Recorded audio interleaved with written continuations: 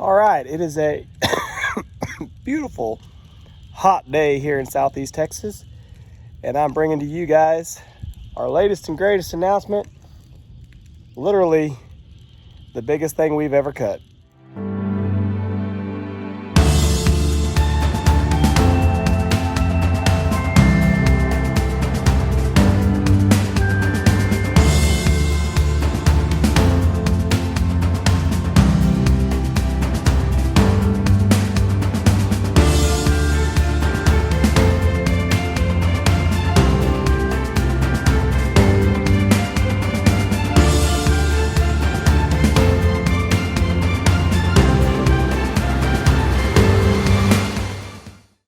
So, if you saw the other video about setting up the mill, you already know. We have stretched our mill out to 40 feet.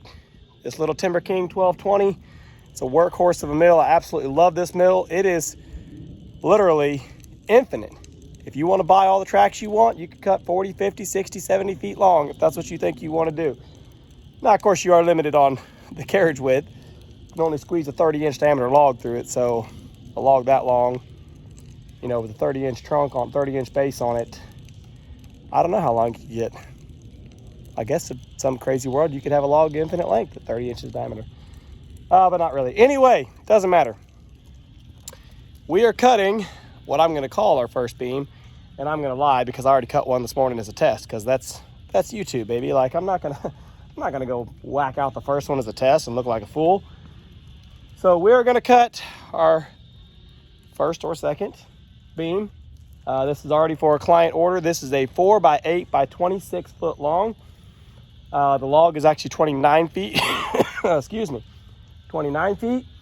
But the bed has the capacity to cut all the way to 40 feet.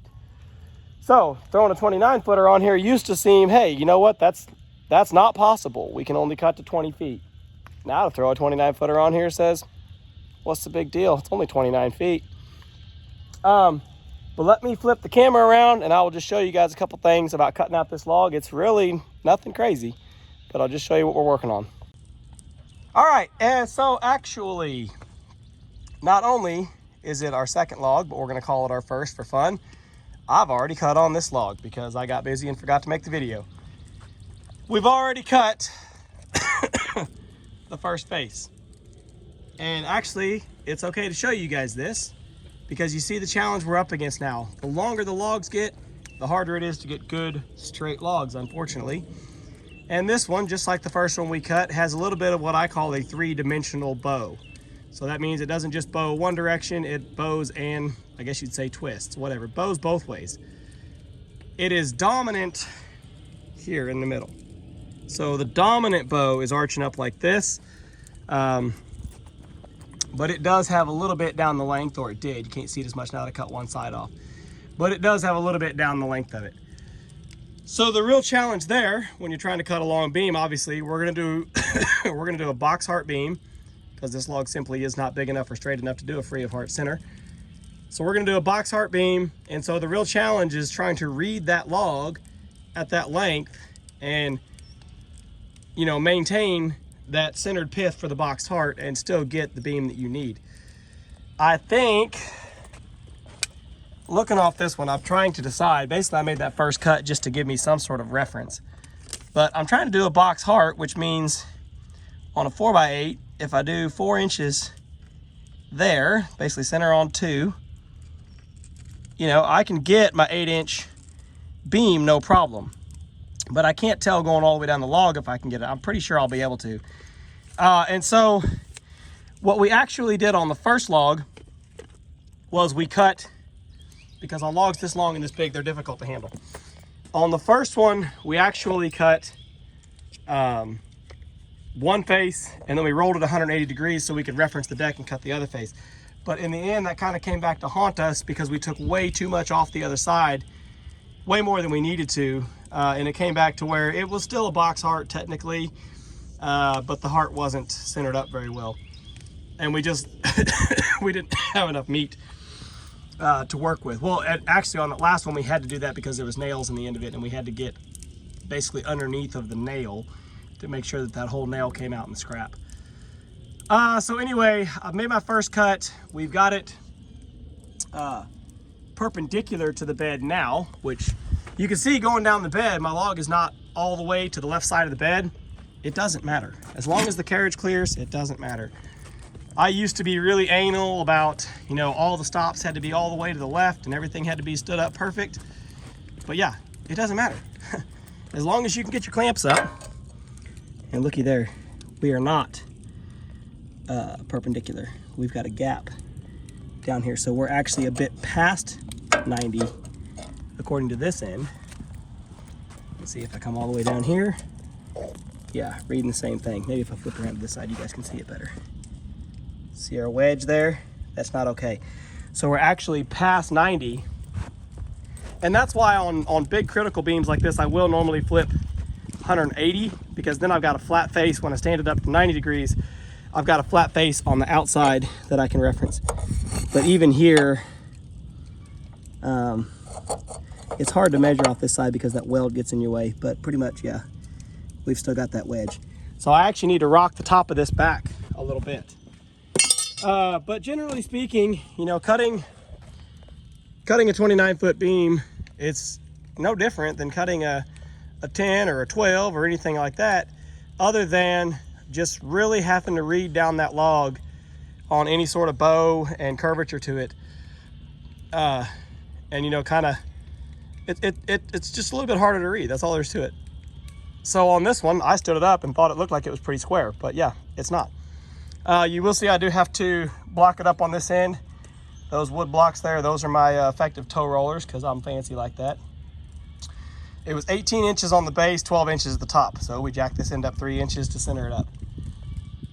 Let me grab my hook, roll, excuse me, roll this top back just a little bit back towards the skid steer to get it 90 degrees, and then we'll take this top scrap off.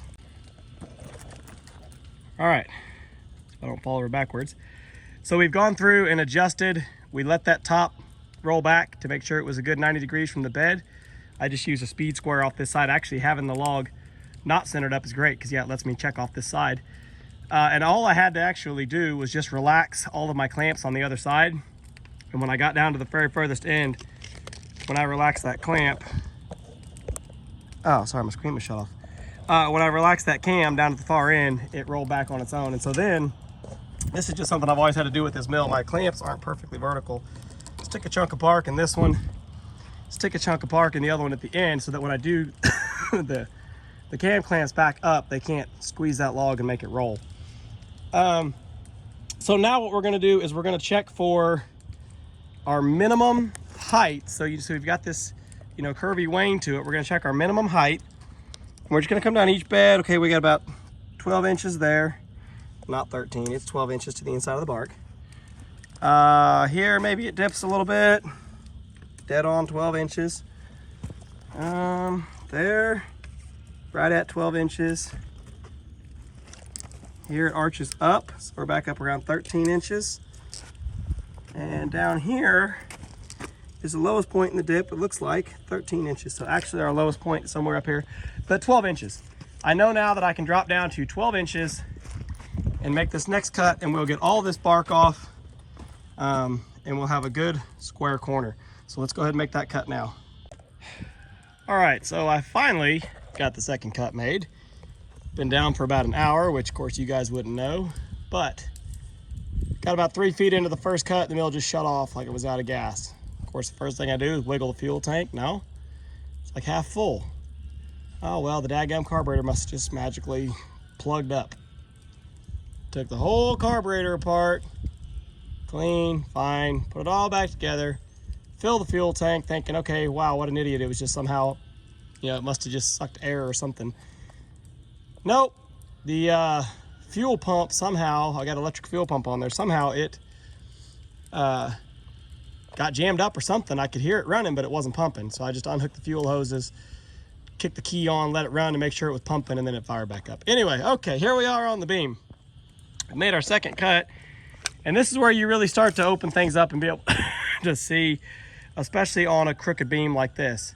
So now we've got to pick what we thought, you know, was the 4-inch side versus the 8-inch side. I don't remember honestly.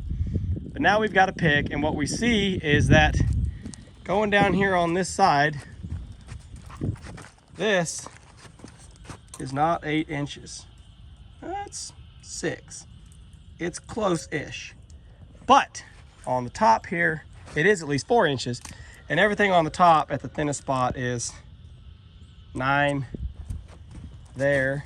And down here is, yeah, 8 there. 8 to 9. So that tells you right there what we have to do. We could possibly, you know, depending on if you were to cut this top face to be your 4-inch cut, then of course you would take more meat off of both of the sides, and maybe you would work out that crook down there to where you got an 8-inch high beam.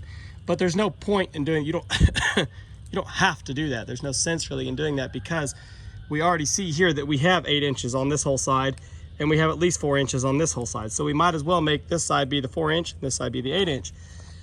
The only other thing to check is trying to center up the pith. Right now, we're about 2.5, 2 3/4, so it's not quite dead center. If we really want to, we can shave a little bit off the other side to make it happen. So if we say we've got to come down, like I said, this is going to be the 4-inch, it's not dead center, but it's not touching either side. And if this is the 8-inch, it's at 3.5. So we could cut, you can't put any more on the left, so it doesn't matter. So we can go ahead and roll and cut this to 8 inches, and that's that. And then we'll roll and we'll cut this to 4+, and we can decide whether or not we want to shave a little bit off of this side, because again, it's at 2.5, it needs to be at 2. So we could shave another 1/2 inch off this top side right here to move that down, which would effectively move the pith up here, and center it up on the 4-inch. And then it's pretty close to center. Like I said, it's 3.5 on center there from, which should be 4. I guess we could check the other end. It doesn't really matter. Ideally, yes, the pith is centered all the way down, but when you got a tree with a bow like this in it, you can't control it. That pith might move any which way inside there. You never know. Right here, see, we are 4 inches centered up right there, but that pith is almost at the top. So that right there tells you, no, we're not going to take any more off of this side to move it down on that side, because that would just move it that much closer to the edge on this side. So we're going to roll it, take 8, roll it, make it 4, and be done. All right, so we have the same haunt that we had on the first beam. Now I lied. I said I was going to cut 8, cut 4, and be done. It's not the case. I cut 9 instead of 8 because I was thinking this might happen, that we might get this bow, this tension, or the sag in the deck, whatever you want to call it. But basically, I cut, here I'll show you, I cut this, just made this cut. I was set on 9 inches, which again, my mill scale reads a little high. So I had to set it like 9 1/4 to get 9, but I mean, I'm basically right there on 9, a 1/16 under, maybe, on this end. And I am, I mean, if we're to check somewhere here in the middle, I love these Milwaukee tape measures for this. So you can measure underneath. Oh, see, in the middle we are 9 13/16, or 8 13/16, I'm sorry. And down here on this end, reading across the end here, we are hair under 9. Is that same 8 13/16? 8 3/4 basically. So that's about a 1/4 taper, which is what we had on the last one. And you can see it sits on the mill deck all the way down until these last 3 or 4 bunks, and then it starts to pick itself up. I can jump up and sit on that log right now, and I can feel it bounce underneath of me, but I can't hold that bounce down. So I believe it is tension, just making that end pull up a little bit. So now, instead of cutting 4 on this one, we'll cut it at about 5. And then we'll see if that takes enough meat off that we can pull this end down and find a way to hold it down the thing is, you can't throw a chain over the top. You almost need a clamp or a grapple of some sort that you can grab the bottom and pull it down, but these clamps just won't. If you've got a hydraulic clamp, you can grip it and then pull the clamp down. But again, you don't want to clamp in the middle. We want to pull just this end down, because when we pull this end down, it is not picking that end up. So it's not like it's a high beam. It is just this end of the log is basically lifting up as we're cutting. So we're gonna go ahead and cut at 5. So instead of cutting 8 and 4, as I said, we're gonna cut 9 and 5. And then we're gonna see if we can pull this bow down any and see if we can actually finish it out really close to 8 and 4. Okay, so one interesting development here. So we were having that beam standing up on that end, and I was saying I thought it was tension in the log, but I just wanted to check to be sure. We got the transit back out and we checked all of our rails, and lo and behold, 2 rails in here, right at this joint basically had buckled up. Not necessarily buckled up, but was just high. So this rail and this rail, again, our measurement, we checked our end on that end, which is kind of our datum, has not moved 2.9 feet. It was 2.9 feet all the way down until we got to these two, and then it was 2.91, maybe 2.915. So, okay, fine, big deal. You know, 2.91 versus 2.92, 1/100th of a foot. Not a big deal, but it is, because you're 1/100th of a foot high here, which I don't know in terms of eighths or whatever what 1/100th of a foot is. I could do the math. But because you're high here, it holds this whole beam up all the way. So the mill head, you know, follows this contour of the track, actually is up and down, but that whole end of the cant was up, elevated off the bed. And so that's what was making it cut that wedge. You can see we went through and we lowered these feet. So again, when we say 2.91 versus 2.92, that is the difference between the mill height and the elevation up here where the transit's reading. So if that number becomes smaller, that means that the mill bed is higher. If that number is bigger, it means the mill bed is lower. So we lowered this foot, that foot, this foot, that foot. Lowered them down just a couple threads, not even a couple threads maybe. Loosened all these bolts first, lowered them down, checked it with the transit. They were both back on 2.92. Snug these bolts back up. And you can see now our beam is laying flat on the deck. It's not stood up like it was. So we're gonna go ahead and go through. We did get a little bit of wave right there at the end, look at that. I wonder why. I mean, I know I hit metal, not here, but on the other side. But right there at the end, it looks like it dished out just a little bit. That's crazy. I didn't go any faster or anything right there at the end. See, it still looks like it's still trying to prop up just a hair, but not like it was. I'm gonna see, like I said, it's not showing any significant wave anywhere else. That could just be a little bit of hardness just from the density of the tree changing something right there at the base. But yeah, okay, so we've, I think, ironed out that little taper issue. So our cant basically right now is a 5x9 instead of a 4x8. So I'm gonna take,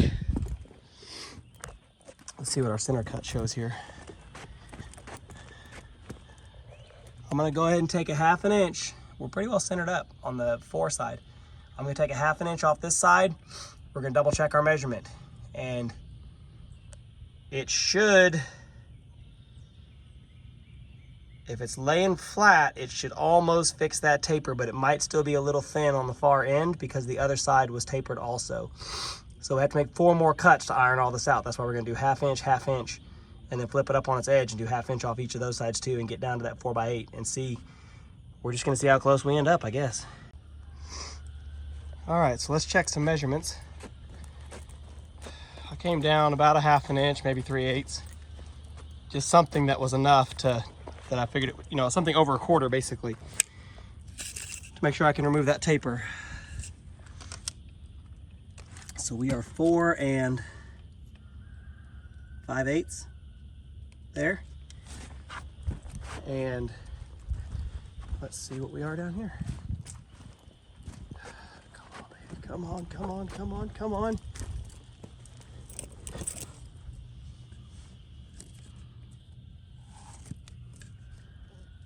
Four and 4.5 1/8 inch, but we're actually 4 9/16 right there. This is where that belly was at. And you can see here the blade actually came out and rose up.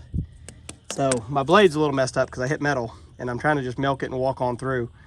I could actually see as I was cutting that my blade was pulling down because my outfeed roller was getting caked up with sawdust and crap. And a couple times I actually saw it not spin. So that tells me the blade's pulling down below it. So I guess I will go ahead and change the blade, even though I just wanted to milk this one out and finish, even though it hit metal. But I am gonna go ahead and change it. So 4 5/8 to 4 1/2. That could be, again, because that blade is pulling down from the set being out. But still, that's 2 within 1/8 versus 1/4. So that's certainly an improvement. If we flip it over the other side and do that again, does that fix it? If it's an 1/8 taper? Maybe. Let's find out. Change the blade, get this thing stood up, and do another cut. All right, so we've got our new blade put on, and we've rolled the cant up on the, basically the 8-inch cut. It's measuring 8 and a shy 7/8 on that end, 8 13/16 on this end. So when I say shy 7/8, I mean close to 13/16, within a 1/16 difference there. But I see here on these couple of bed rails, now these are the 2 that we adjusted, 1, 2, 3, I see it's up off the bed, what looks like about a 1/16, maybe an 1/8 of an inch. And when I measure the cant here,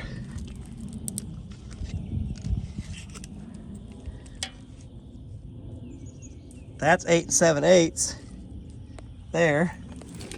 This one here, where it looks like it stood up further, 8 3/4.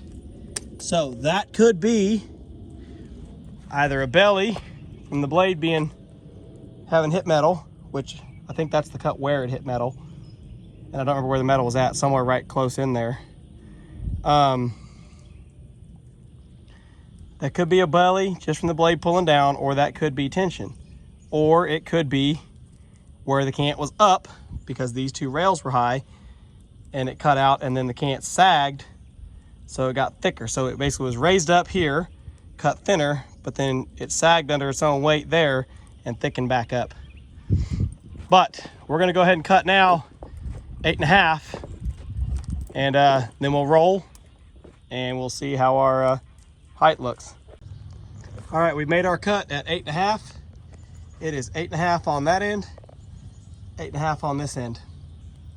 And here in the middle, actually, at that bed section there and all the way to here, it thins to 8 3/8. Now again, we can see that 1/8 inch lift right there, and I guess you can see it you can kind of see it right here, 1/8 inch lift. I didn't notice that earlier. These all look like it's touching. So yeah, that maybe is tension, I don't know. I could tell when I pulled the scrap off, I could feel it was thin in those spots. So the cant may have already been thin there. So now we're gonna lay it down. We're gonna make our 4 cut, roll another 90 from there, make our 8 cut, see what we end up with. All right, so we just made our finish cut at 4 inches there, and I've rolled the cant up already. But basically we started here. I was actually at 4 and about a 1/16. That's what the measuring tape said. So you're 4 and a 1/16. I mean, it's arguable at that point. And all we got is down here, I think there was a little belly, and you can see this face is all chattery. So this face was cut with the dull blade that hit metal. And that's the cut that I was making when I said I could see the blade was pulling down and the sawdust was building up on my outfeed roller. And so I knew the blade was pulling down. And right through here, we've got about, oh, that's thick, 4 and a 1/16. Where was it at? Somewhere we had a little bit of thinning. It was somewhere right in here. Oh, that's right on 4. Somewhere I measured 3 and 15/16, but you know what? A 1/16. There it is. 3 and 15/16 there. And again, you can see all the chatter That's where that blade was pulling down. Could have been pulling down after that knot, possibly. But again, chatter mostly because we'd hit metal, and that blade actually only had about 3 teeth knocked off, so I think it's actually gonna be salvageable. But right back out here on the end, we're right back at 4 1/16. So that 16th under, I genuinely believe, was because the blade pulled down and cut a belly. So realistically, I should have cut that last cut at 4 1/4, and then rolled at 180 and cut this belly out of it. But I'm just not going to do that because it's only a 16th. Yeah. So last cut. Looking down the rail, I don't really see it standing up anywhere, and I don't really care. So we're going to make our last cut and be done. All right, time for the grand reveal. Last cut, I measured 8 1/16, give or take, off the bottom of the blade. We are 8 and maybe a 32nd there. See here, looks like maybe there's some elevation off the bed. 8 and a 32nd. Check here. Looks like a little bit of elevation. 8. Spot on 8. Maybe a hair shy. Oh, here's some big elevation there. 7 7/8. And then back here, pretty much 8, maybe a 32nd shy.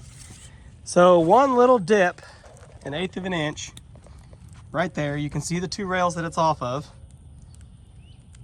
Possibly bring these 2 feet back up just a little bit. Maybe it let the, no, see, that's weird. To have it be a dip in the middle like that. If it was sagging at that point when I was cutting, it should be thicker there. I'm trying to remember, I think I made 3 cuts. So that what's on the bottom should not have a belly in it like from the old blade. I think I made 3 cuts with this new blade. Maybe I did only make 2. I guess we can flip it down and see what the other side looks like, because that's an old cut there. That's a new cut. You see the difference, the score marks from the bad blade versus the good blade. Let's just see if we lay it down. Maybe that other side was bad side. Oh, I kind of got distracted. Joe showed up to talk to me for a while, and my sister called me for a while, and somewhere in there I kind of lost track of everything. Throw that big guy down. Maybe I did only make 2 cuts with the new blade. I don't know. Yeah, that's pretty rough looking, huh? Well, there's our new blade cuts. Old blade cuts, yeah. I think that was the old blade. That knot could have triggered it, made it dive a little bit. Still, 29 feet, perfect on the ends, slight belly in the middle. I'm not complaining. So yeah, wow. My first super long beam, 29 feet, 4x8. The client actually only needs 26 feet, but he said just leave it 29 and he'll cut it off. And you know what? Duh. That's what's gonna happen anyway, so I'm glad he said that, because I'm not gonna, I mean, I could cut 3 feet off, who cares? But I never cut it. Even when I do cut things down to length, I still always leave them long. So if I'm gonna cut it off to 26.2 or 26.3, I might as well leave it 29. I have no use for, a 3 foot long scrap, 4x8. I don't know what I would do with it. I couldn't sell it. Nobody's gonna wanna buy that. I just have to find somewhere to use it for blocking or dunnage or something. It doesn't matter. So yeah, pretty cool. Pretty excited. I'm I'm hot, I'm tired, I don't have anything else to say. But I am very, very tickled that I did this. So just to give you guys an idea, and my price will be going up on these super long beams, but these two 26-footers are sold for $150 a piece. I don't remember what that works out. I think it's $220 a board foot or something. Basically $300 on those two beams. It did cost me 2 blades. Well, 1.5 blades. I think the one can be salvaged. The other one was junked. But the other one that got junked, I had already cut a bunch of oak and stuff with it, so it had already paid for itself anyway, really. So just say it cost me a blade, $25. The logs cost me, I brought home 7 29-footers and a couple of other logs, and the whole load was basically $500. So let's just say each of the 29-footers cost me 30, 40 bucks. You know, small. Anyway, it won't take but a couple more of these beams, and this whole project is paid for, and then it's gravy, baby.